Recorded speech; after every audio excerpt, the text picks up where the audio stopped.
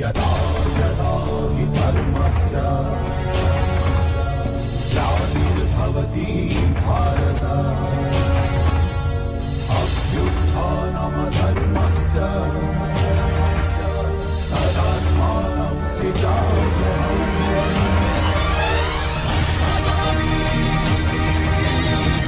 शस्त्र उठाने से पूर्व मेरे एक प्रश्न पर चिंतन अवश्य कीजिए।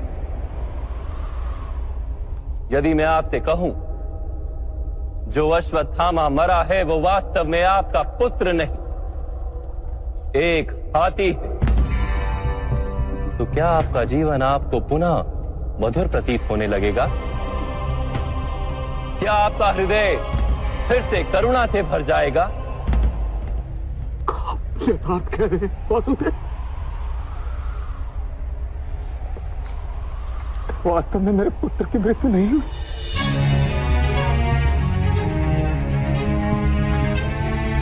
यदि आज आपके पुत्र की मृत्यु नहीं हुई तो कल होगी। विश्व में कौन अमर रहता है गुरुद्रोण? किंतु वास्तविक प्रश्न तो ये है कि आपके जीवन के सुख दुख, आशा निराशा, ज्ञान अज्ञान, क्या सब कुछ केवल आपके पुत्र से बंधे? क्या आपके जीवन का दूसरा कोई मूल्य नहीं?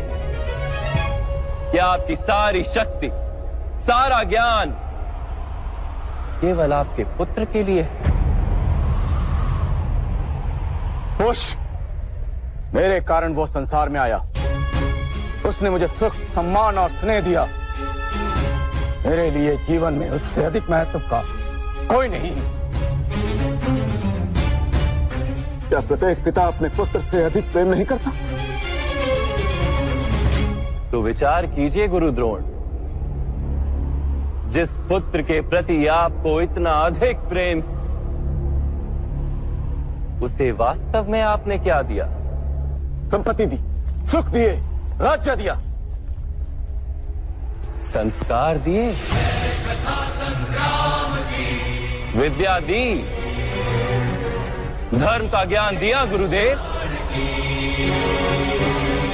क्या आप उसे कुछ भी ऐसा दे पाए जिससे उसे आपके रक्षा की आवश्यकता ही ना हो?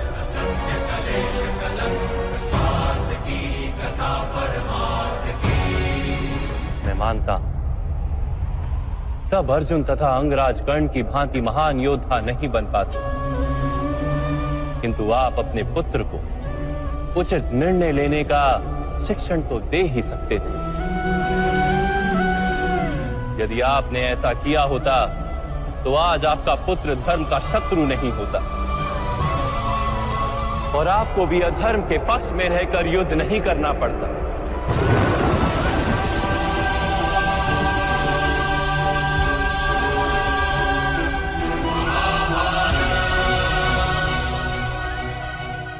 मैं अपने पुत्र अश्वत्थामा को सारे सुख देने की इच्छा रखता था वासुदेव। मेरे पुत्र अश्वत्थामा के प्रति मेरे मन में प्रेम के कारण। प्रेम तो उन्नति देता है, उचित अनुचित का ज्ञान देता है गुरुदेव।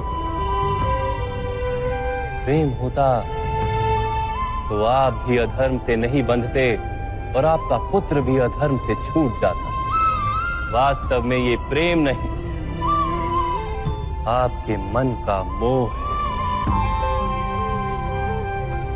प्रेम और मोह के बीच क्या भेद होता है, क्या आपने कभी विचार किया है?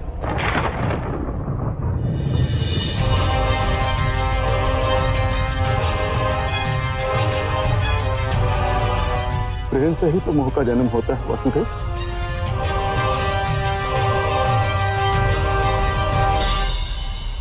नहीं, वास्तव में जहां प्रेम होता है वहां मोह होता ही नहीं। प्रेम का जन्म करुणा से होता है और मोह का जन्म अहंकार से।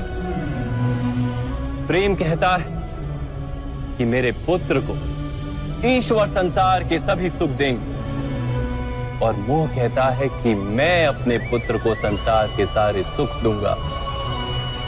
प्रेम कहता है कि मुझे अपने पुत्र पर गर्व, और मोह कहता है कि मेरे पुत्र को मुझ पर गर्व। प्रेम मुक्ति देता है गुरुदेव, मोह बांधता है। प्रेम धर्म है गुरुदेव, और मोह अधर्म।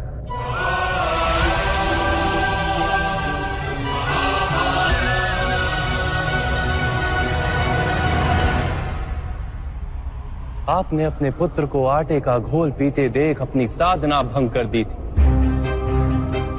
उसके स्थान पर अपने पुत्र को आटे के घोल से संतोष मानने की शिक्षा दी होती। अपनी साधना भंग करने के स्थान पर उसे संघर्ष करके कुछ प्राप्त करने का शिक्षण दिया होता, तो क्या आज आपकी स्थिति कुछ भिन्न नहीं होती?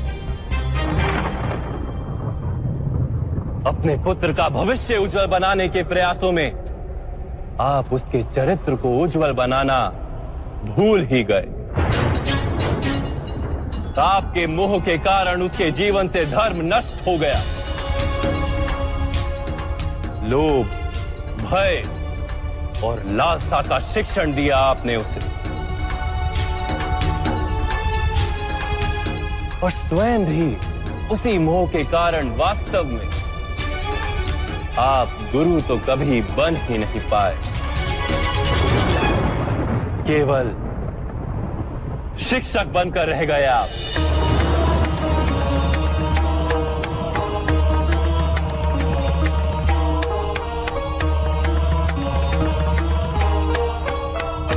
ऐसा क्यों कह रहे हैं वासुदेव? मैंने तो अपने संपूर्ण जीवन में अपने सारे शिष्यों को संपूर्ण निष्ठा से उत्तम बनाने का प्रयास किया है। गुरु वो होता है जो विद्या का दान देता है, विद्या का व्यापार नहीं करता। इसीलिए गुरु को अपने शिष्यों से दक्षिणा की आशा होती है, मूल्य की नहीं। किंतु आपने अपने अमूल्य ज्ञान का मूल्य निश्चित कर दिया। अपने ज्ञान के बदले में अपने शिष्यों से प्रतिशोध मांगकर आपने न केवल अपने जीवन में विष घोल दिया, अपितु अपने शिष्यों के जीवन में भी विष घोल दिया। और ये सब आपके मोह और अहंकार के कारण हुआ। आप गुरु नहीं हैं द्रोणाचार्य। जिस व्यक्ति के हृदय में अहंकार और मन में मोह तथा लालसा होती, उसके हाथों धर्म का कार्य तो हो ही नहीं सकता। इसलिए महर्षि भरद्वाज के पुत्र जैसे बाढ़ में डूबता हुआ व्यक्ति किसी वृक्ष को पकड़कर स्वयं की रक्षा करता है, वैसे ही इस अंत समय में धर्म को पकड़ लीजिए। आज समय है उचित निर्णय लेने का। मोह का त्याग कीजिए। मैं इसी क्षण आपके प्राण ले सकता हूं, किंतु मेरी इच्छा है कि आप जीवन में एक उचित निर्णय स्वयं लें।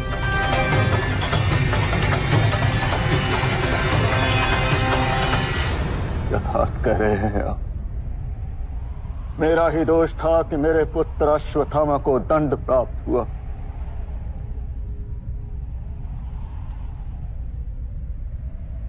अब समय आ गया है कि मुझे भी दंड प्राप्त हो।